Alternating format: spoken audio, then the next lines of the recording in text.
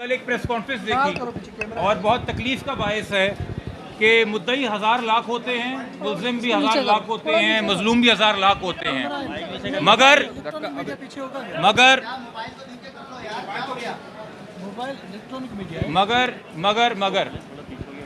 जजेस का नाम लेके उनकी किरदार कुशी करना, लोअर जुडिशरी के ऊपर प्राइस टैक्स लगवा की बात करना, सीनियर अदलिया के जजेस जो हैं उनका नाम लेके उनकी किरदार कुशी करना, सिंध की पूरी जुडिशरी को मलाइन करना, एक सूबे की पूरी जुडिशरी को मलाइन करना।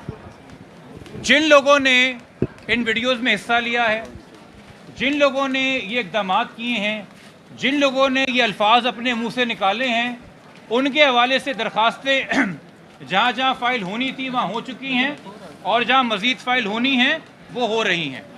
और उनको ये इतराक़ होना चाहिए, अगर नहीं है तो किसी काबिल वकील से रब्ता करके पता कर ले कि जुडिशल कंटेम्प्ट क्या होता है, section 9 contempt of court ordinance 2003 क्या होता है और उसके तहत सज़ा कितनी होती है। और फिर ये जहन में रख लें कि आपको उस दिन यूट्यूब पे शायद 1 लाख व्यू तो मिल जाएगा, मगर सज़ा भी आगे 6 महीने की हो सकती है, क्योंकि यकीनी तौर पे आपका यूट्यूब किसी आला अदलिया के जज के लिए मैटर नहीं करता। जो मैटर करता है वो अदलिया का वक़ार मैटर करता है, जो मैटर करता है वो अदलिया में भरोसा मैटर करता है। तो जिस तरह से कुछ दोस्तों ने ये इक़दाम किए हैं, उनको मैं ये बावर करवा रहा हूँ कि वो तमाम लोग ज़िम्मेदारी का मुलाहजा करें। मैं आपको मशवरा दे रहा हूँ मुफ्त का और देता रहा हूँ, पहली बात। दूसरी बात, आज की कार्रवाई के ऊपर आते हैं। आज की कार्रवाई सिर्फ़ और सिर्फ बच्ची की प्रोटेक्शन के हवाले से थी, चूँकि रूल 10 के तहत। और मैं यहाँ पे दोबारा कहूँ, अपने सवालों के अंदर भी, मेरे यहाँ जाने के बाद अपनी कवरेज के अंदर भी कोशिश कीजिए, कोई अगर पूछे आपसे कि जिस केस का नाम क्या है, तो वह रियासत बनाम ज़हीर अहमद और दीगर मुल्जिम के नाम से केसेस जाने जाते हैं, मजलूम के नाम से केसेस नहीं जाने जाते। और जहाँ चाइल्ड मैरिज के ऑफेंसेस हों, वहाँ कानून कहता है बच्ची की आइडेंटिटी को गुप्त रखें और राज रखें। तो जब तक ये केस ज़ेर अल्तवा है, इसमें अब चाइल्ड मैरिज की दफ़ात ज़ाहिर हो गई हैं। मैं तमाम मीडिया के दोस्तों को अगेन एक गाइडेंस दे रहा हूँ, आपको बच्ची का नाम या बच्ची की आइडेंटिटी रिवील करना ज़रूरी नहीं है। आप मुल्जिम के नाम से भी केस का जिक्र कर सकते हैं, मुल्जिम का नाम सुन के आवाम जान जाएगी कि किस केस की बात हो रही है। ये दूसरी बात। तीसरी बात, आज ये केस था बच्ची की कस्टडी प्रोड्यूस करने के हवाले से, चूँकि जब तक बच्ची कोर्ट में प्रोड्यूस नहीं हुई थी, interim temporary custody rule 10 Sindh child marriage rules के तहत IO साहब के पास थी और उन्होंने चाइल्ड प्रोटेक्शन इंस्टीट्यूट में बच्ची को घर रखा हुआ था। आज बच्ची आई, उससे कंफर्म किया, कोर्ट ने अपने आप को सेटिस्फाई किया कि बच्ची सेफ़ है, उन्होंने वो काम कर दिया। ठीक है। दूसरी बात, चाइल्ड प्रोटेक्शन ऑफिसर को हिदायत दे के बच्ची वापस भेज दी और मज़ीद किसी भी कार्रवाई के लिए आज कोई हेयरिंग नहीं थी। कुछ दोस्त यहाँ पे अगर सवाल करना चाह रहे हैं कि जी तफ्तीश का क्या हुआ, क्या साबित हुआ, क्या साबित नहीं हुआ, तो ख़ास तौर पे वो जो दोस्त मुझसे वाकिफ़ नहीं है, मैं तारुफ दोबारा करा देता हूँ। मेरा नाम मोहम्मद जबरान नासिर है, मैं पेशे से वकील हूँ, तफ्तीशी अफसर नहीं हूँ। मेरे यहाँ पे फूल और सितारे नहीं लगे हुए, मैं केस का IO नहीं हूँ, मैं पुलिस वाला नहीं हूँ। अगर मैं बात, अभी प्रेस कॉन्फ्रेंस चल रही है, अभी मैं सवाल नहीं ले रहा। ठीक है।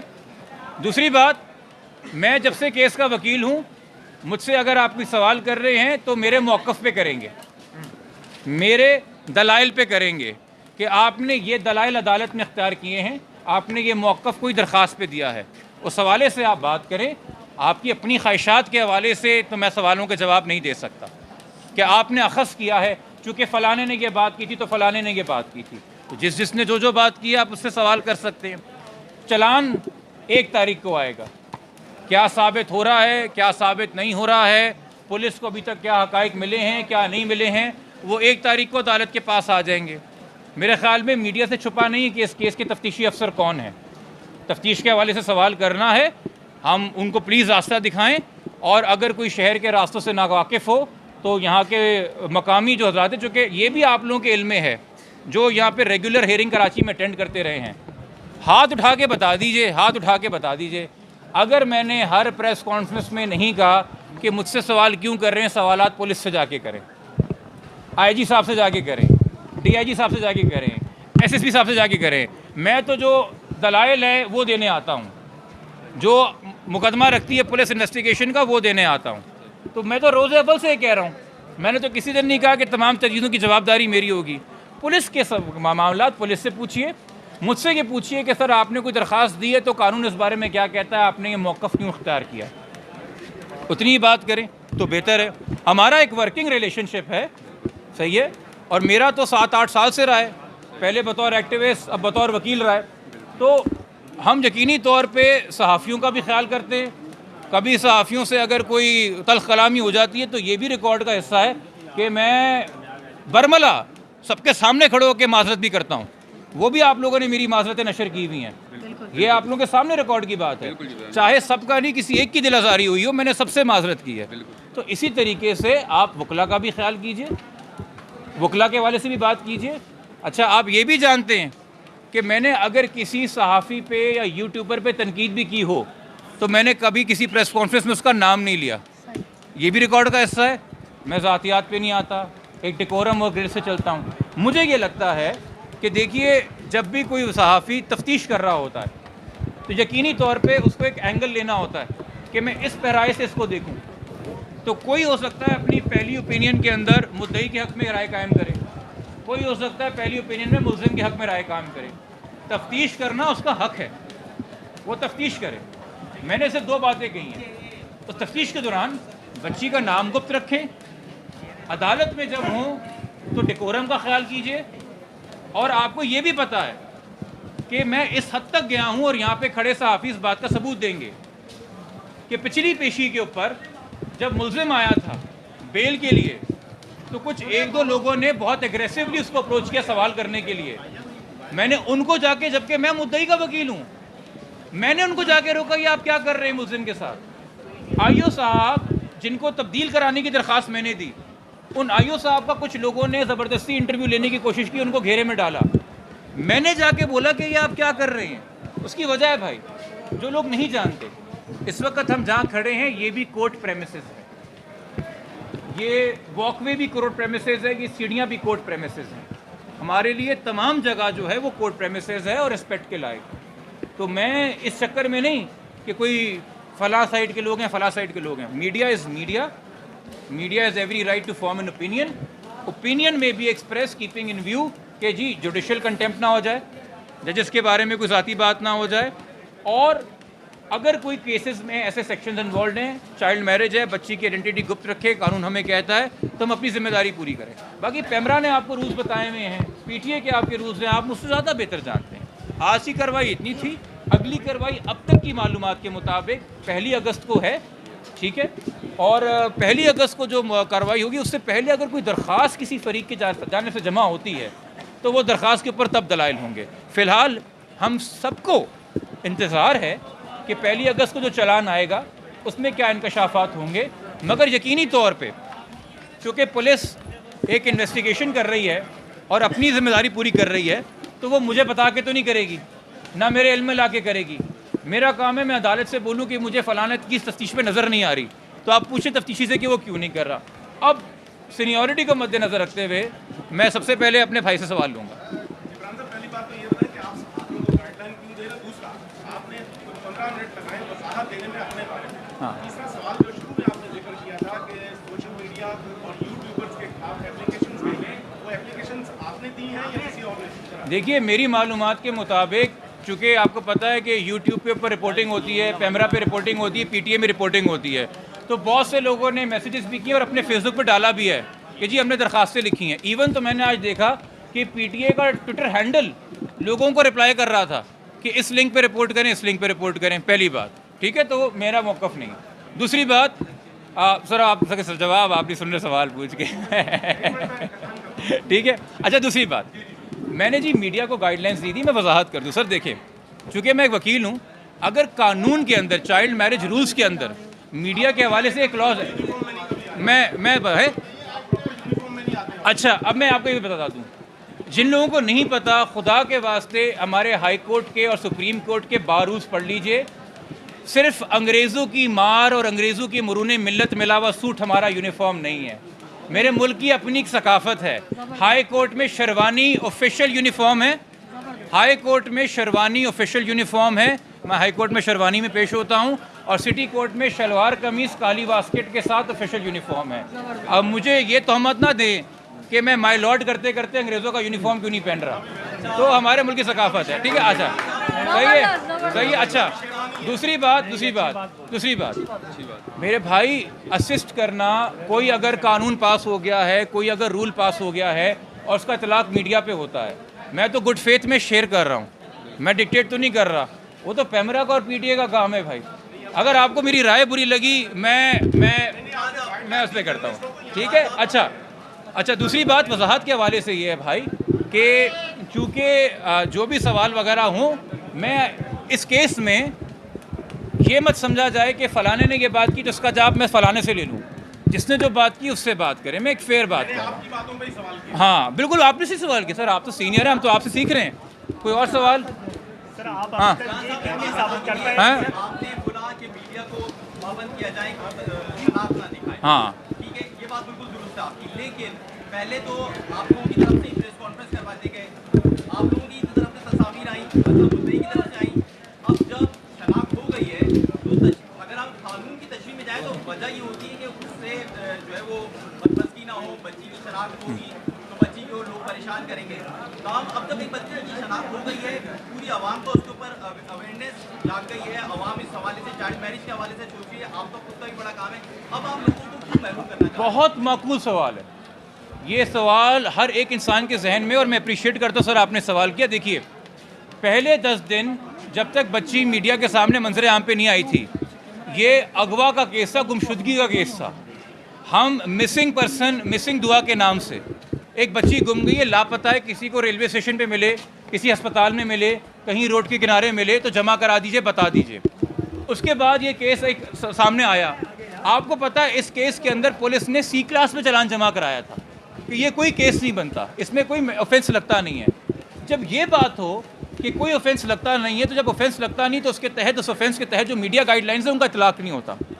चूँकि 16 जुलाई को एक प्रोग्रेस रिपोर्ट आई है सामने, जिसमें पुलिस ने कहा है कि सिंध चाइल्ड मैरिज लॉ का इतलाक होता है, और इसके तहत अब हमने बच्ची को बाजियाब करना है और इसके तहत हमने मुलजिम को गिरफ्तार करना है। और फिर चाइल्ड मैरिज एक्ट के तहत ये अदालत ऑर्डर देती है आईओ को कि बच्ची को आप लेके आएँ और चाइल्ड प्रोटेक्शन इंस्टीट्यूट पे जमा कराएं। तो चूँकि 16 जुलाई के बाद अब बग़ैर किसी डाउट के इस कानून का इतलाक हो गया है, इसलिए इस स्टेज के ऊपर मैं गैर ज़रूरी तौर पे आपको तंबीह करता रहूँ तो आप कहेंगे कि नसीहत करने वाला बाबा कहाँ से आ गया।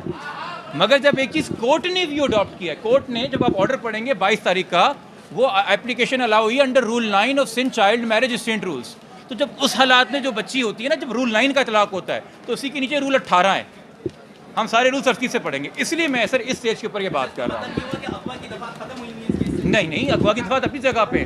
उसके हवाले से मैं बता दूं, अगवा के हवाले से ऑलरेडी पेमरा का रूल जो है, पेमरा का 2015 का electronic media code of conduct है, उसके अंदर दिया हुआ है कि किसी भी अगवा बच्ची की जो आइडेंटिटी है वो वालिदैन के एक्सप्रेस प्रोविज़न के बगैर नहीं आ सकती।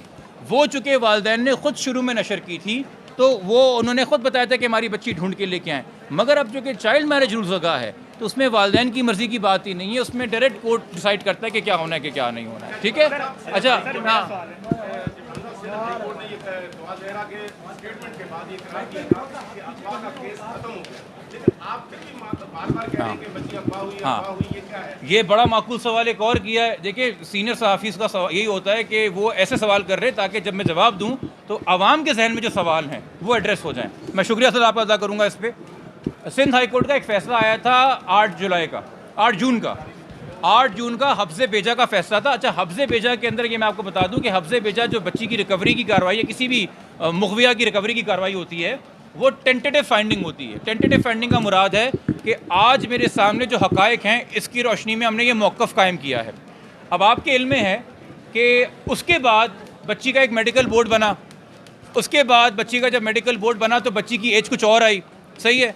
उसके बाद इसी केस में, इसी FIR के तहत, इसी हाई कोर्ट ने दोबारा समाअत की, और जब हाई कोर्ट ने अपना ऑर्डर दिया है 21 जुलाई का, तो हाई कोर्ट ने पिछले हाई कोर्ट के ऑर्डर का हवाला दिया है और उन्होंने कहा है कि आइडेंटिकल पिटिशन पहले फाइल हुई थी, उन्होंने फिर पहली मेडिकल रिपोर्ट का हवाला दिया है, फिर उन्होंने दूसरी मेडिकल रिपोर्ट का हवाला दिया है। ये तमाम तर कार्रवाई जो इस केस में होती रही है उसका हवाला देख के इसी सिंध हाई कोर्ट की जो आखिरी फाइंडिंग इस FIR के अंदर है, the girl is a minor, ये लिखा है शी इज़ अ माइनर। ये भी लिखा है कि वो अकेले कहीं दारुल अमान में नहीं रह सकती जब तक वो मेजॉरिटी अटेंड ना कर ले, उसके लिए प्रॉपर नहीं है लाहौर में रहना, उसको यहाँ लेके आया जाए। तो अब जब आप हाई कोर्ट की रीडिंग पढ़ेंगे तो आप उसी केस में उसकी लेटेस्ट रीजनिंग पढ़ेंगे। दो जजेस ऑफ हाई कोर्ट के फैसले को, दो जजेस ऑफ हाई कोर्ट के फैसले ने रिकन्सिडर करके चेंज फैक्ट्स में मेडिकल बोर्ड आ गया, मजीद चीज़ें हो गई, इंकशाफ हो गए, एक नया फैसला दिया है। तो मैं हाई कोर्ट का लेटेस्ट, चूँकि वो सेम FIR में है, कोई और FIR में होता तो एक और बात होती, तो हम उसको पढ़ने के पाबंद हैं। इसलिए सर मैं 21 जुलाई के फैसले पर रिलाय कर रहा हूँ, 8 जून के फैसले पे नहीं कर रहा हूँ।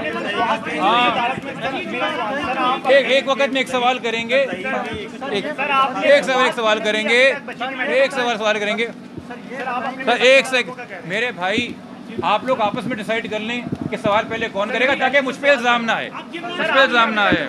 दायर की कि बच्ची का मेडिकल करवाया जाए कि बच्ची को इंजेक्शन लगाए जाते थे या नहीं लगाए जाते थे। सर ये कौन से कानून की प्रोविजन कोट कर रहे हैं आप? सर बच्ची का मेडिकल होना चाहिए ना, ये इल्जाम दिए गए थे कि बच्ची को बेहोश किया जाता है, किसने इंजेक्शन लगाए जाते हैं, किसने दिए? मीडिया पे बातें फैलाई जाती थी, किसने दिए? मीडिया को पागल बनाया गया, किसने दिए? मीडिया को कहा गया था कि वो गैंग का हिस्सा है। अच्छा एक सेकंड मेरे भाई, आप सवाल कर रहे हैं, आपकी प्रेस कॉन्फ्रेंस तो नहीं है, वो तो मेरी हो रही है।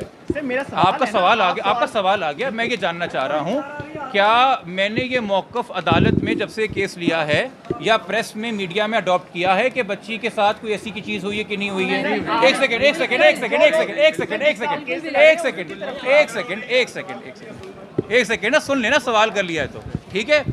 जब से मैंने ये केस लिया है और ये मैं इस केस की पैरवी कर रहा हूँ, क्या वालिद और वालदा ने ये बात की है? नहीं की है रिकॉर्ड में? ना ना ना ना ना ना ना ना ना सर मैं कई ऐसे ना ना ना ना मैं सही है, ठीक है।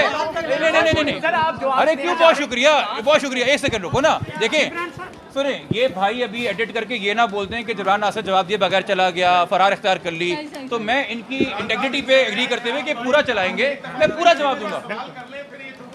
हाँ चलें ठीक है, और पूरा सवाल कर लें, आप पूरा सवाल कर लें। सर अभी तक ये साबित नहीं हो पाया कि बच्ची को इंजेक्शन लगाए जाते थे, अभी तक ये साबित नहीं हो पाया कि बच्चे का ताल्लुक जो ज़हीर है उसका ताल्लुक एक गैंग के साथ है, ये साबित नहीं हो पाया कि बच्ची को बेचना चाहते थे, आगे किसी कोई वाइफ बनाना चाहता था। ये चीज़ें मीडिया पे क्यों फैलाई गई थी, उसका इंसाफ कौन करेगा? अच्छा ये मुझे बताइए कि, हाँ ये मुझे बताइए भाई कि ट्रैफिकिंग इन पर्सनस की दफात हमने लगाई या पहले आईओ ने अपने इंटरम चलान में लगाई? पुलिस ने लगाई। हमने तो 364 की FIR कटाई थी। पुलिस ने सिंध पुलिस ने इंटरम चलान के अंदर ट्रैफिकिंग इन पर्सनस लगाई। मैंने तो नहीं देखा आपने आज तक जाके इस केस के आईओ का इंटरव्यू किया हो कि क्यों लगाई थी, वो बताएगा ना। तफ्तीश की, उसका मुझसे पूछ के तफ्तीश नहीं कर रहा है वो, पहली बात। दूसरी बात, ये आप जानते हैं कि भाई 10 डॉक्टरों का मेडिकल बोर्ड हुआ बच्ची की एज डिटर्मिनेशन करने के लिए, पहली बात।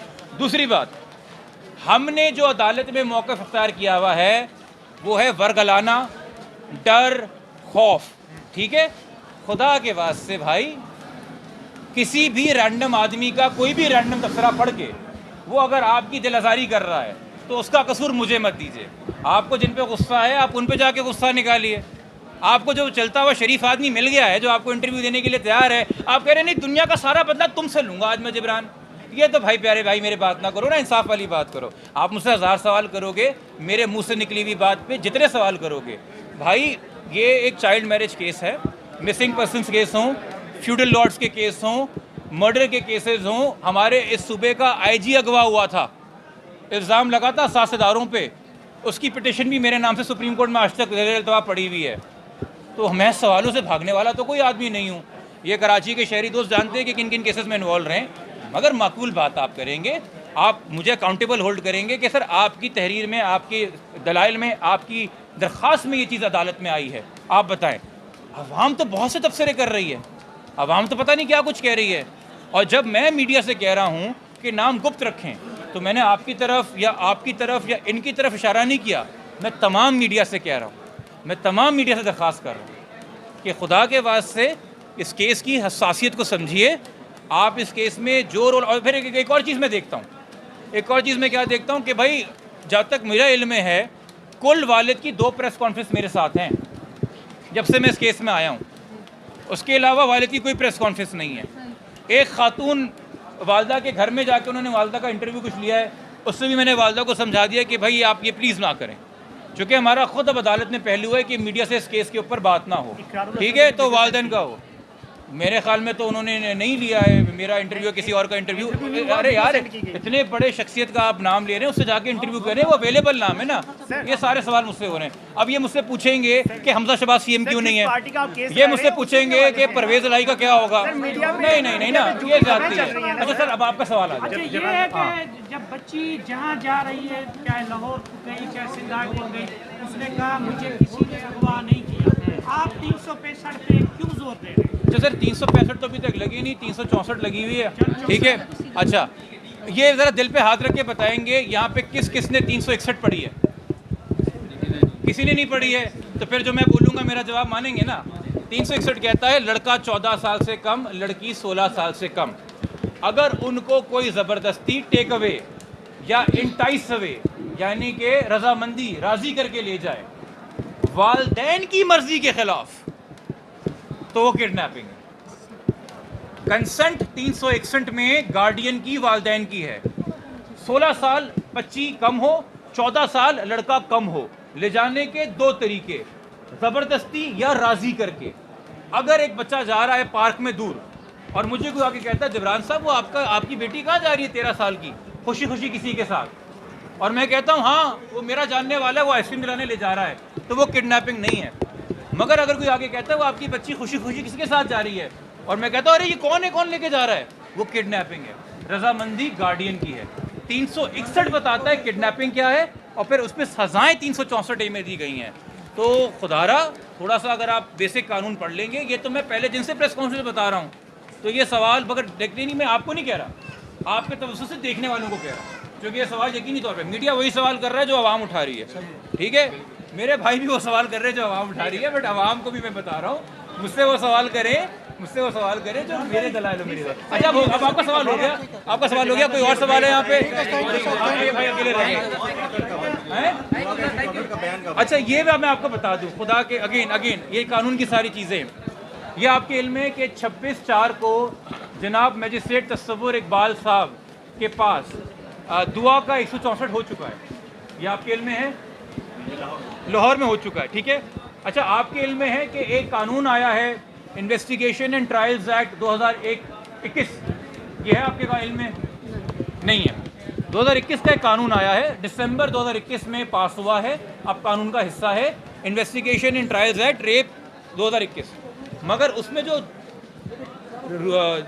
सेक्शंस दिए हुए हैं वो सिर्फ रेप के नहीं है, उसमें लिस्ट ऑफ सेक्शंस दी हुई हैं कि किन किन विक्टिम्स के बयानात होने हैं। उसमें 364 भी है और उसमें लिखा हुआ है कि जब इन सेक्शंस के विक्टिम्स होंगे उनका 164 होगा ओनली वंस। कितनी बार? Only once. सेक्शन 14 2021 का एक्ट, ओनली वंस।